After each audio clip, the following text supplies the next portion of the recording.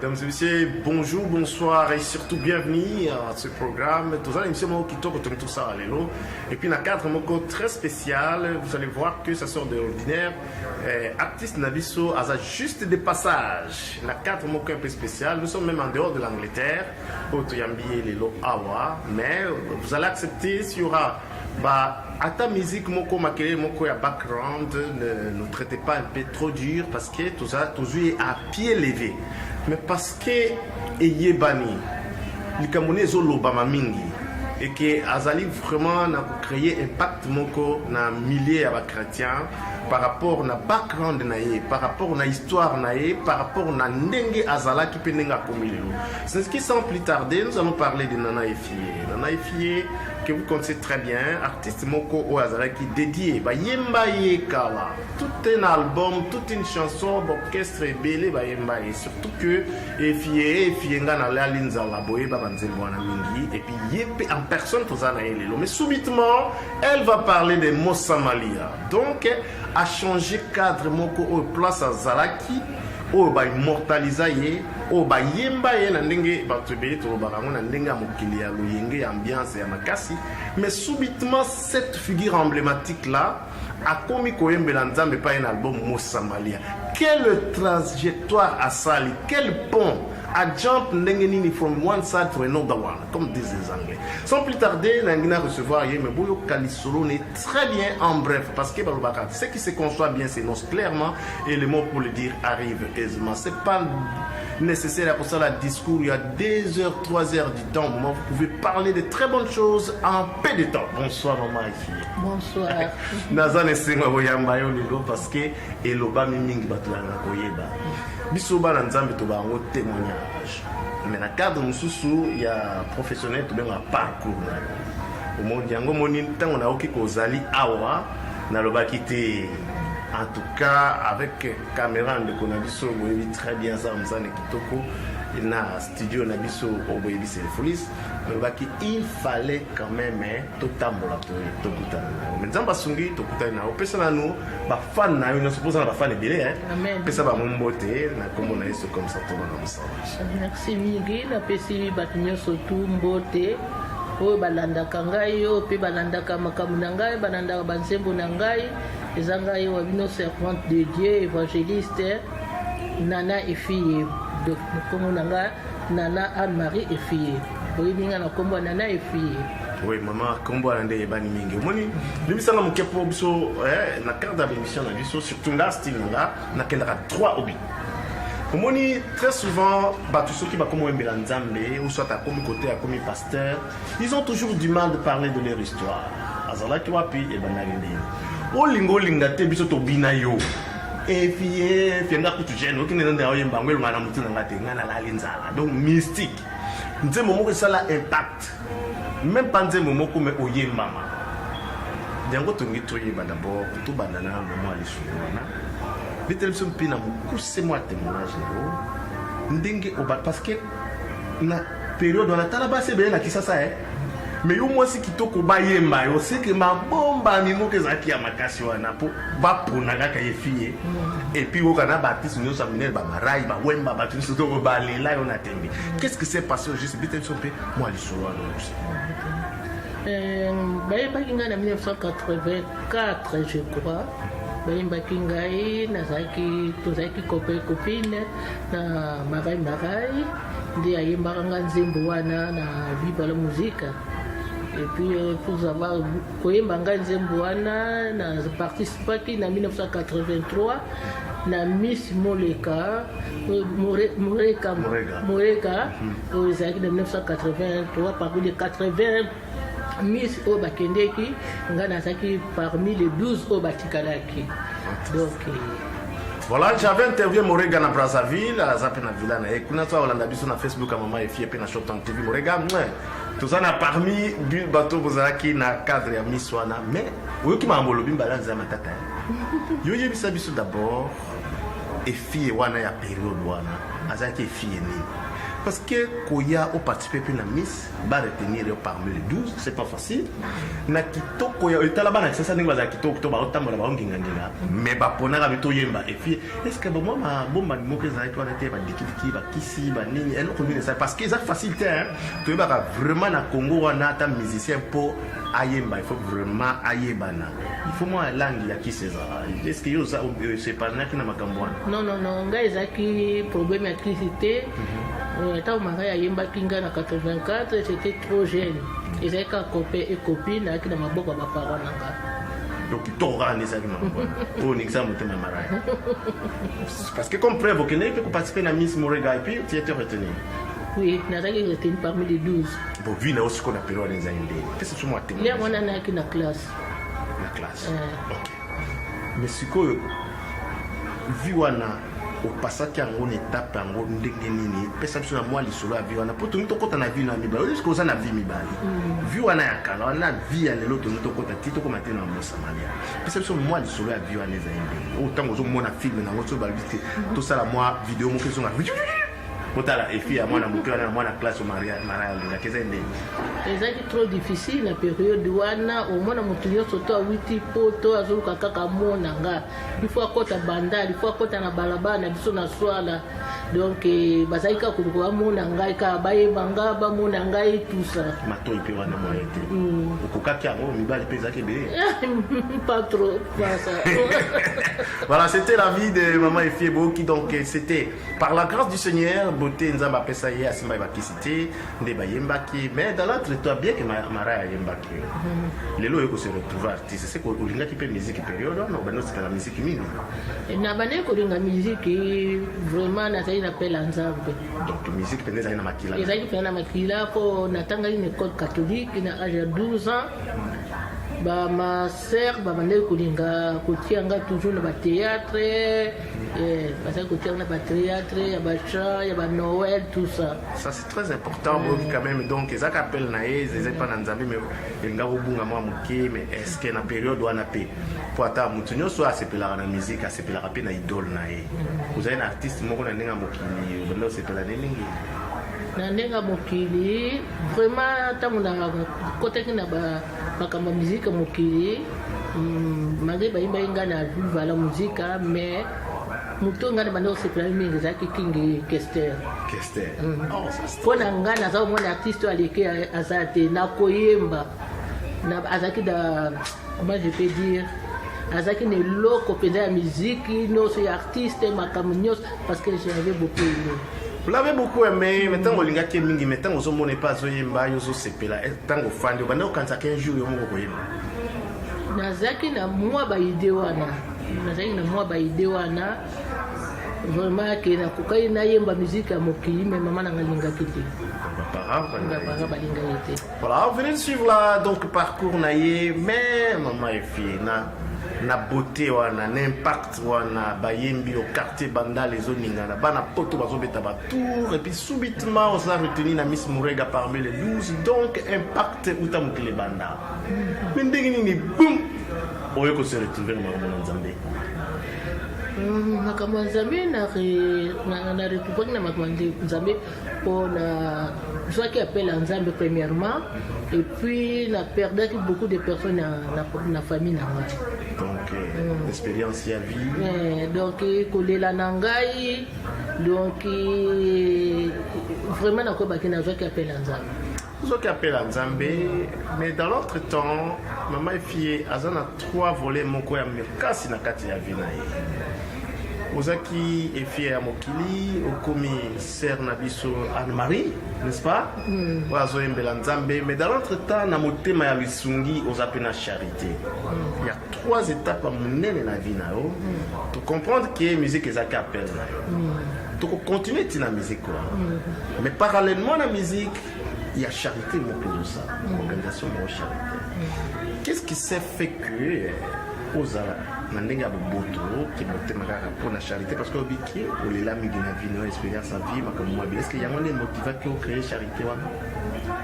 Oui, mais moi je dirais que maman Abotinga azaki na motemo ya ngai peut-être nga mwana landi azako boko la bani biele na famille aobokola bana bandeko banini tout ça peut-être nayebi te bi eza makambo ya nzambe nayebi vraiment te bon namonaki kaka nayidaka bato mpo nazalaki na ide wana tosalaki yango kutu na frère na ngai mosusu papa yembese nazalaki kotinda babiloko na gishasa azolakisa jusqu'à nini nakomi nasala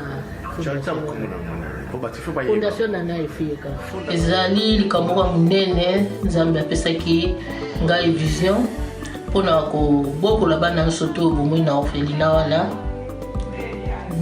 ezalaka lisolo moko boye bokolanda yango mama moko komo na ye mama Feli na lokotaka ye na balabala na magasin ya kitambo azali kolala na balabala nde namonaki etushaka motema na ngai esalaka nga mpasi a partir de là nde nazwaka ye na bano bazalaka pembeni na ye bazalaki bana na ye te nde memaki bango na résidence na ngai ndenge nasali fondation oyo naza na baorphelin na baorpheline plus de 157 orphelins na baorpheline na baveuve bolanda nanu mwa moke histoire oyo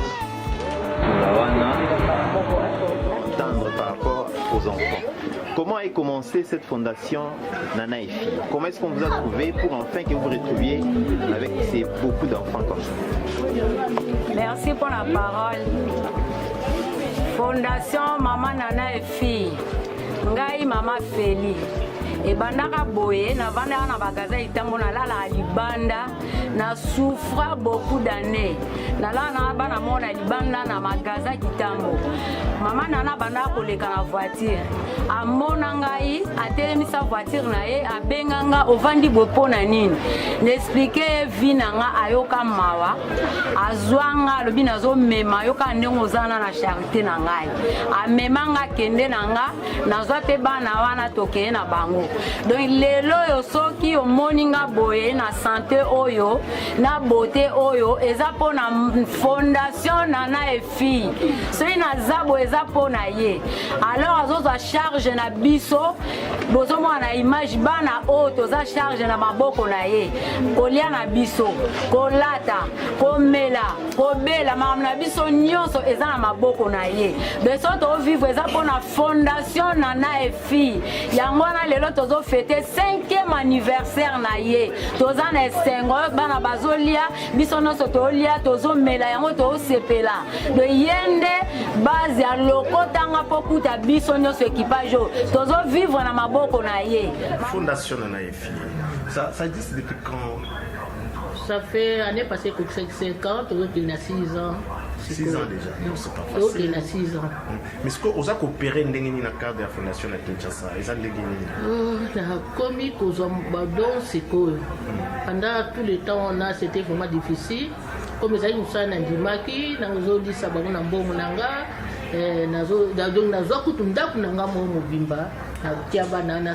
bazaki 167 soko bakomi 185 bezo bakisa makaka namona ina stocké na kona zosala centre mon côté à bibo kuna sur centre ne silinde na mema ba pour le moment bananda kunanga na mbinza parce que vision na yona bana wanazaka ukusana bango ndeni jusque aider bango na niveau na kopesa ongisika kufanda kolesa bango bien il y a un plan derrière ça. Les accords na obokola bango kandi fondation zanaka. Mais le Congo, le gouvernement congolais a assisté. Bayebi, est-ce qu'il va financer ça? Bayebi, Bayakapé, tout ça. Mais bon, on va bien quand même. De toute façon, tout ça continue dans le dossier à charité, mais à partir de la poto, est-ce que ça pour créer le Kobanglais, bengi awareness, c'est quoi pour sensibiliser parce que nous, on a besoin de soutien, na bino poto sungabana na biso, pour sanga badon, bakado na bino. Est-ce qu'il est arrivé de faire? Oui, nous sommes les alliés pour madame nous sommes les colobango pendant devant les télé. Donc, au moment que Manzela on a payé nzamba sunga qui osa un peu satisfaite, les autres ambola malam. Makasi surprise eza kutu broda dog ya osakana te. Voilà, beaucoup de surprises. So ilombo ko nzambe zana likambo donc kumitungisa mingi te boki sera so ça likambo moko acte moko social oké eza ko sunga bana ebele. OK eza ki déjà ba 140 quelques matiti na 185. C'est beaucoup déjà pour sauver ba arme à 185 jeunes congolais. Et ça quelque chose à faciliter. Oui, maman, il y a parce que ça 185 plus 12 travailleurs ba vivre ba maman. Na kasi ba mona ki ba mona bien club ba maman wana. Ngam tuno supporte bango kanga. En tout cas, nous aurons le temps de revenir na dossier avec maman Nana et fille et surtout na émission moi tout qu'on a Shotton TV, ça sera en direct pour que tu ne peux pas bosunga et même maman et fille. Voilà, c'était bon. Yo le baki que ozwa qui appelle na Nzambe. Pour ça faciliter place aux ala qui wana aux ala maman no azaki motema malamu ndenge olobi aux ala moko copier pe na boboto na e pour songa bana mais bato ebele basunga kabana ba charité mais ba bomwana na bangote mais biso to yeba penda jour ya décision maman vie au rôle la lunette on a botala pe na miso to jour ya décision finale au baki que lelo penza is the day na telemi na ke ngambo na Nzambe na salela ye na appel na ye ezalaki ndenge ezalaki na tant na bande premièrement grand frère nanga azaki na Nigeria alobi ozaki na mwana moke ozaki koyembela Nzambe ta baninga bakoma koyembela Nzambe na okipe nanga te pole na kina mboko oyo nalata nanga ba mini nasalaka na ndenge na naifie donc nazaki kuna idée te mais après cela j'ai eu la peur de Dieu Nzambe moko na lalaka na butu bapesi nga nzembo yango ezaka na telefone na ngai Golgota etikala kututi na ozala mokilo te do ezalaka na fone na nga so mutabenga na laika na nga zwinga ta koyoka ka nzembo wana na la na butu nzembo wana na zwa yango na vision eza koyemba na ebandeli ezalaki liloba oyo ezalaki kati na Nzambe. Donc nzembo wana na lala na butu na yo kaka nzembo wana na fungoli miso na vipe radio na enregistrer ngo na bana wande wana bala moko pour ça na pesimbi libela pour ça na pesimbi mais Golgotha c'est qui nzembo ya révélation et inspiration divine mais subitement mon Somalia et tout un album Steve Samsonano d'abord pourquoi mon Somalia qu'est-ce que veut dire mon Somalia Mosamalia naza moso Nzambe aponaki kwa Mosamalia ozali na makambo neti mwa ebele Nzambe moko alobi kati na makambo ebele amimonisi na ngai apesinga ba message ebele na kenda na lobango meme na ba télévision ba message Nzambe apesaka ngai donc ozomona yango nde nasalaki album na Mosamalia.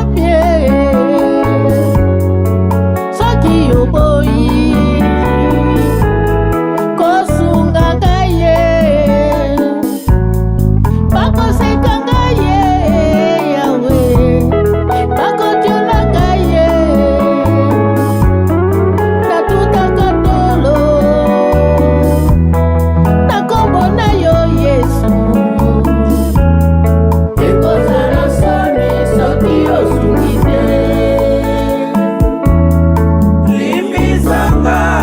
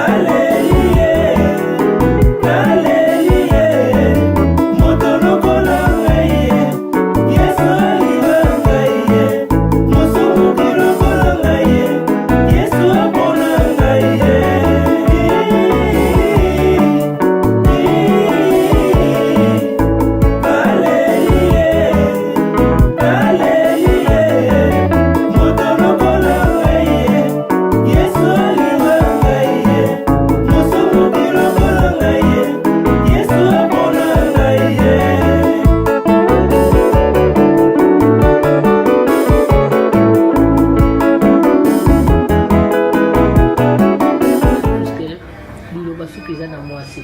Le basuke ça moi c'est oui mon Somalia c'est compliqué parce que moi ça anga boudé né Jésus anga boya na mais Jésus a eu c'est makambo na nyos donc ça m'a dit que makambo no nyos a vie nzembo wana peze zande ngwana alobeli nga makambo na nga nyoso elekeli nga o mutu mo ali bisa ona mutu nasuki na ngaka wana ki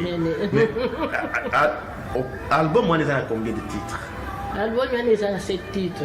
7 titres, donc la perfection. On dit que est-ce que ça dit 7, donc ça parfait, peut pas nous en dire. Donc 7e jeu, ça blague. Mais pourquoi 7 pour nous lire 6, 5 Parce que c'est déjà chiffre de Dieu. Bino boyo qui dans l'album monde quoi ça aux angate au titre surtout ba maman. Ba maman boy ba kendambe aye ba bino koleka. Donc ato batami wapi akoye biso makambo na.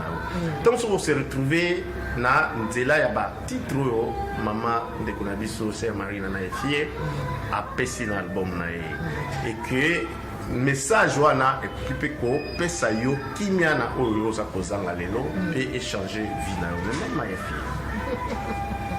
Oui, 7 titres, c'est bon. Et titre album Mosamalia. Est-ce que nous avons dit que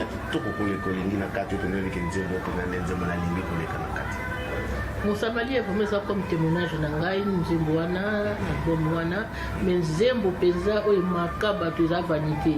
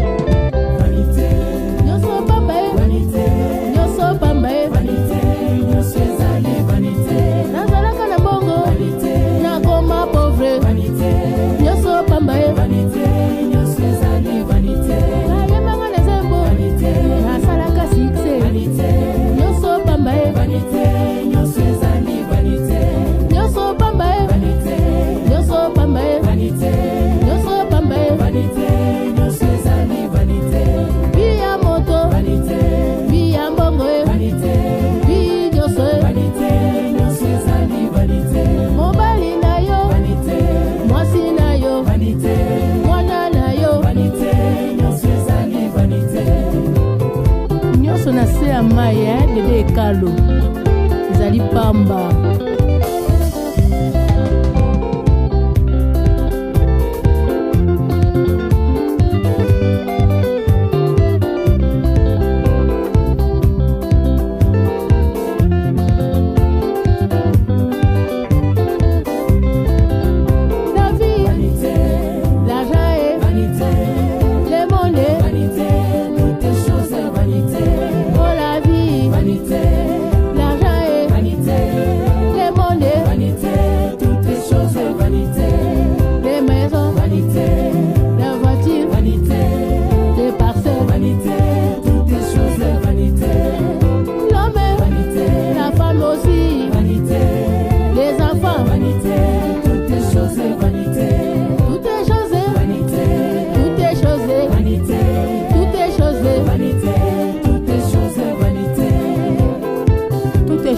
Sous le soleil et vanité.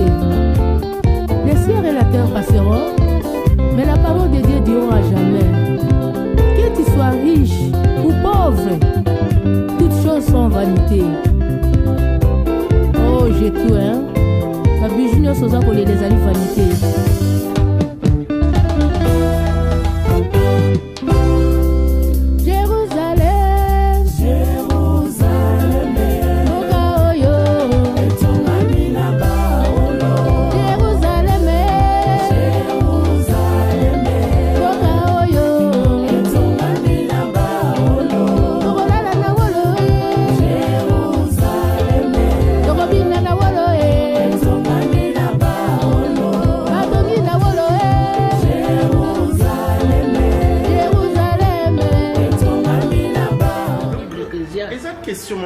que fallait au père de la famille à Nyoso. Cela veut dire quoi? C'est-à-dire que notre famille perte en les et marqué aussi le monde que oui vraiment la vie vanité pour y gagner ça mutu ya bakei donc la peine au Kenya donc rien ne sert à quoi et à communiquer à tout à tout. Mon grand frère est né à Soufaki, à Banolinganga Mingi, qui son âme repose en paix. Après cela, un mois l'équipe, maman Koufi.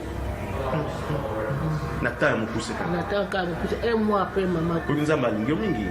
Ba choc andingo na au croire que au amorça qui a ondingo. C'est un choc pour nanga penza, c'est un choc makas. Petit sœur pas Koufi qui est à Londres. Après quelques mois, année passée, papa Koufi. Non. Donc presque toute la famille. Toute la famille. Si 9 ou 4. Si 10, pardon, 4.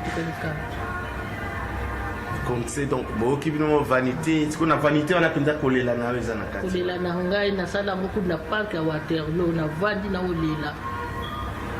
Na solela, na vie tout est vanité. Toute vanité, donc nous sommes au Kanisaka, tout à Katolo, là, Tao, Dendabino, Kabakou, maman de Konabiso, Azwa, dans peu de temps. Dans peu de temps. Boka pas surtout tous à perdre Kaka Mutumoko. Mais Tala Nenge Balandana, mais c'est quoi Nzambe abattre la Kio.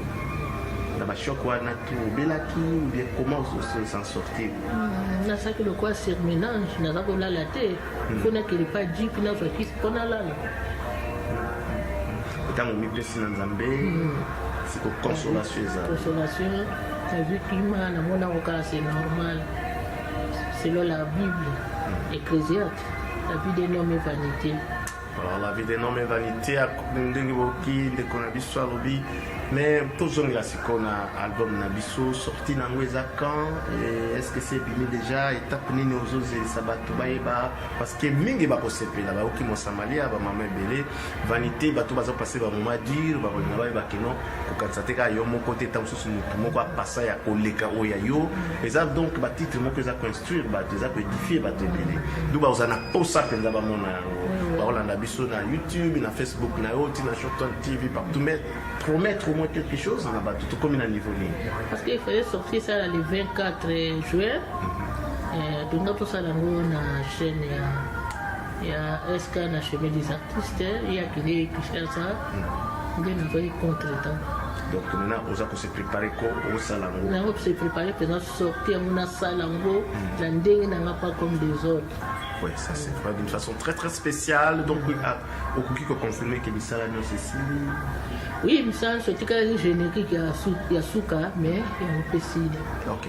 Mais maintenant, dès que c'est bimi, dès que comme il prête, il faut qu'il y ait YouTube ou bien iTunes ou bien YouTube ou bien Facebook ou bien DVD, tout support que vous avez marché. Oui, na Facebook, on a la planète Nana et fille, et puis Facebook, on a Nana Anne-Marie et fille. Donc c'est disponible très bien. Donc bande konyoso beaucoup share pe information ana pour partager de façon que mingi ba ko senga friends na mama efie na Facebook na e pour na ko partager album wana partout bato ba yoka yango. Mais na quel signe sali yango? Est-ce qu'après ça vous ana posa au somba immeuble na ba entrer nango bien ça don moko bien quelque chose. Nga vraiment personnellement album nanga eza kitoko nzembo bato bayoka vanité afro babenga kanga kutu mais naloba jamais na koteka album ya Nzambe nalobango même na conforme na bino Marceline $1000 azako lakisa ngai na space ne nalobaka na ye que jamais na koteka musique ya Nzambe mais ba support eza mosala Nzambe donc ntango bozozwa CD ba support kaka ba supporte pour na ba orphelin na ba orphelie ba supporte hors de chez. Vous avez su ce qu'elle a dit? Elle a dit c'est très profond parce que a-t-il prité à côté album officiellement mais conscience à mon qu'on a mon ça là mbonge bima ke belé pour na musala wana non seulement ça tout ce qui a za ko joie na vie professionnelle na e aza ko sunga bana donc au pezali signe moko ya eloko moko ke mutunyoso azwango à supporter c'est la volonté nae pour que aoyebi destination ya mbongo to contribution nayo et ce que ça kokene. C'est très important parce que tout ce que nous voulons dans ce monde, nous avons sali likambo, bomoni preuve nango, bomoni lo azo sala et puis boyebi ke moto anaza assuré azo sala mosala. Maman et fille toujours que les vers sur interview na biso to prometa ki bato ke to ça eloko moko ya 2 siècles té mais ya mo poussé même profond.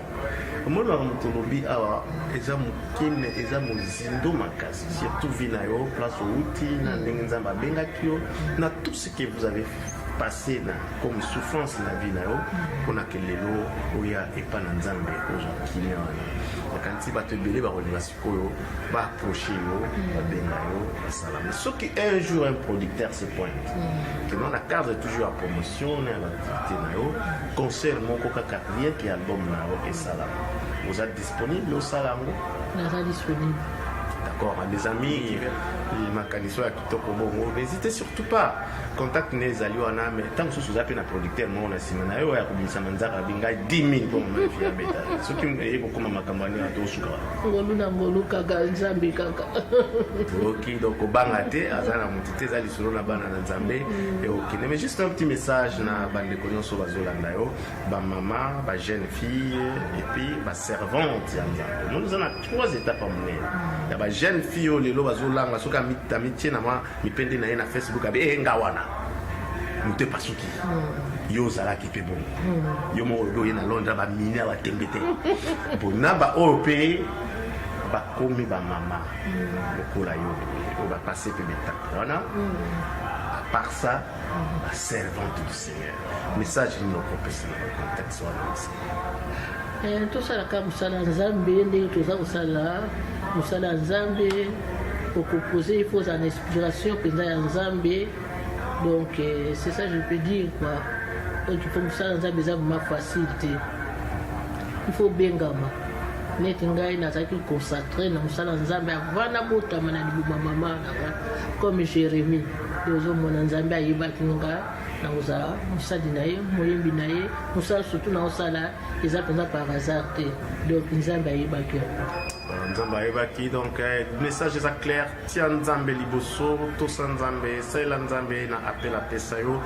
Donc bien que bayemba ye na mokili bien que salama ndenge nyonso c'était d'abord une fille au nzambe moko aponaki depuis le moment maman na ye comme elle venait de le dire parce que tout ce que nous voyons s'accomplir na mokili et utare pa nzambe le diable n'a jamais créé quoi que ce soit mais azwaka ya nzambe asaleli yango na ndenge na ye ndenge angazwa maman et fille depuis bolenge na ye. Imaginez morega miss wana boyebi tanga mokuti ali sécurité dans le monde entier. Il y a une miss à blaguité. Mais pas pour naïo parmi les 12. Et là qui blague, tant que vous avez un métier, bateau va être du solo, bien. Donc c'est une sœur qui n'a top de top. Imaginez qu'il va yemba yo. N'importe quoi, na ba yemba yo. Et ça, il bangate. Après ça, peut me monter, mais ba yembi. Il faut yo jeune fille au chocolat, au yeba, place ni au maman au zomona les lois de crâne à salaki. Et puis les lois zoé ils sont macamboana. Donc, dans la vie, lobby à partir n'est pas naïe. Miroir, dans la vie, il y a lobby, dans la vie, pas naïe. Alors, mingi va poser grâce à Nate, ok, à côté de l'oyenge, il y a un impact, on a tout, mais à se retrouver peut-être n'a pas au stade. Cela veut dire quoi? Koufi avant. Mais il y a grâce à parce que Nzambe a yebi sika zokende naïe. C'est un signe très important parce que tant Nzambe a zoom tanenga na zotambola naïe. Bino va trozo la biso lelo. Boyebake la mission au Nzambe après ça maman et fille ne vient que commencer. Puis bandi penza azana nzela mula epo ndenge Nzambe abatela na betape wana nyonso boyebake et là une mission vraiment précise pour Nzambe atiakati na ye yango nde yo ozolanda biso lelo ntango mosusu oza parmi bato Nzambe apesaki mission epa na ye pour prêcher na nzembo eza blagi te eza lokola koprêcher liboso ya bible te parce que la musique c'est l'art de combiner les sons en oreille azosepelisa non seulement la musique mais azoteya mpo liloba na Nzambe etouche yo. C'est une chose très importante. Merci d'avoir suivi makaniso ya kitoko bongo. N'hésitez surtout pas contact les alliés wana mais tant que vous avez un producteur moi on a signé na yo ya kubisa manzaka binga 10 000 pour me faire bêta. Ce qui me ko koma makambani ato suka ngoluna ngoluka ga Nzambe kaka. Ok donc obanga te azana mutite zali solo na bana nzambe et ok. Mais juste un petit message na bande connaissance bazolanda yo ba maman, ba jeune fille et puis ba servante ya nzambe. Nous avons 3 étapes en monnaie. Ya ba jeune fille lelo bazolanga soka mitie na ma mipende na ye na Facebook abe ngawana. Mute pasuki. Yo zala ki pe bon. Yo mo do ye na Londres ba mini ba tembete. Bona ba OP ba komi ba mama. Bokola yo ba passer pe l'étape. Voilà. À part ça, la servante du Seigneur. Message de nos professionnels dans le contexte voilà. Tout ça la musala nzambe ndenge toza kosala musala nzambe pour proposer il faut une inspiration penza ya nzambe. Donc c'est ça je peux dire quoi. Donc il faut musala nzambe za ma facilité. Il faut bengama. Neti ngai nazaki concentré na musala nzambe avana botama na libuma mama nanga comme Jérémie.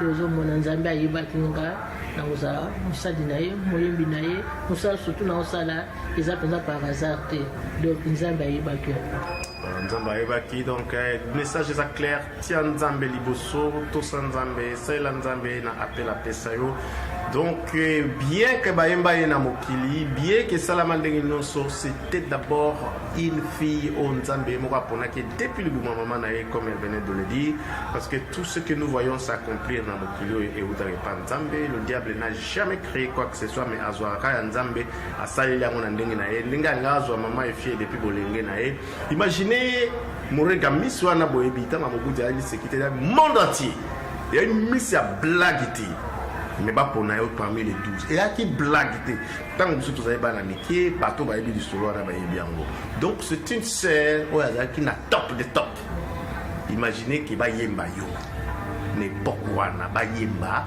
yo ezali bangati après ça peut bon côté mais ba yembi il faut yo jeune fille ozokola oyeba place nini o mama ozomona lelo libose krano azalaki et puis lelo azoye biso makambo wana. Donc, dans la vie, lobby à partir n'est pas naïe. Miroir, dans la vie, il y a lobby, dans la vie, pas naïe. Alors, mingi va poser grâce à Nate, ok, à côté de l'oyenge, il y a un impact, on a tout, mais à se retrouver peut-être n'a pas aussi. Cela veut dire quoi? Koufi avant. Mais il y a grâce à Nate parce que Nzambe a yebi sika zo kende naïe. C'est un signe très important parce que tant on Nzambe a zu mutanenga na zo tambola naïe. Bino batrozo la na biso lelo. Que la mission au Nzambe, après ça, maman et fille, ne vient que commencer. Puis, bandit Penzako, Azan Nzela Moulaye, pour Nzamba Batela et Nabeta pour Anna Nosoba, elle a une mission vraiment précise pour Nzambe à Tchakatinae. Yangonde Yo, pour Zolanda Bisso, l'autant parmi Baton Nzamba, cette mission est pas naïe, pour prêcher Nanzembo, et ça blaguité. Et ça, le la prêcher, il faut bibliothèque. Parce que la musique, c'est l'art de combiner les sons en oreille. Azo c'est ça, non seulement la musique, mais azo te ya pour l'Ilobananzambe et toucher. C'est une chose très importante. Voilà, maman et fille a parlé na idole na Kester, Nandenge. Ah oui, maman.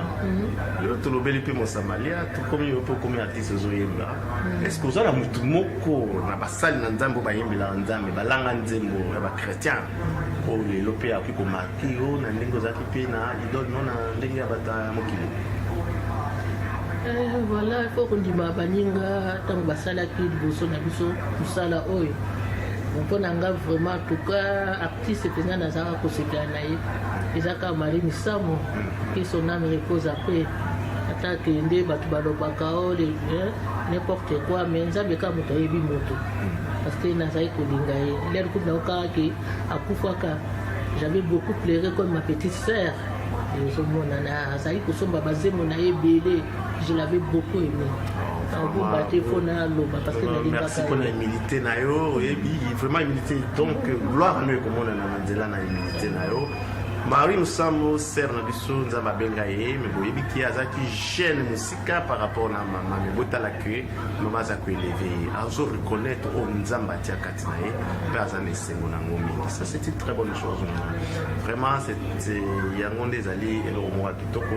Je pense que eza exemple munene o balanga nzambe pe bayembela nzambe vous appelle la musique bondima bande konali. Maman et fille to komi presque na suka émission na biso tolandi yo ndenge opesi mpe conseil na bajeune na bamama bato nyonso fo basalela nzambe babanga mpe nzambe epe bayebake koluli nzambe nde akosana mpena bango bato mo ebele bakoki mpe kosunga yo bato mo ebele mpe oyo oza reconnaissant epa na bango estce na moment précis oza na bato vraiment oyo oke kodédicase na mosamalia yango moko na émission ya lelo na oyo eza na motema na yo pour remercier? Premièrement, na remercier na nos familles nanga moko, famille fille, na pesi bango nyonso tu mbote baza na poto na Afrique quoi. Na remercier surtout penza na sœur na ngai oyo asunga nga penza pe makasi na depuis na banda carrière ya musique Mama Élysée et fille na pesi pe mbote. Na pesi lisusu petite sœur na Canada, je l'aime beaucoup, ma cousine Liliane Tete Bononga na mobali na ye, la pesi pe bango mbote, la pesi ba tebele mbote, donc ba doise bele pour le moment, la pesi ba maman fondation, maman Rachel, la pesi papa Rossi, la pesi ba tebele mbote, sans oublier yo moko broda rangai broda bonito ngomo la chama la pesi mbote. En tout cas, que Dieu te bénisse na ndenge tika tezamba pambola yo na famille na yo pambola mama Titi madame B natindeli yo mbote madame B yo les ambote na yo. Merci, mais n'oubliez surtout pas donc si vous avez ces images aujourd'hui, ce service, c'est grâce à Douglas, c'est le Folie Studio à Kitoko. Ne vous en faites pas.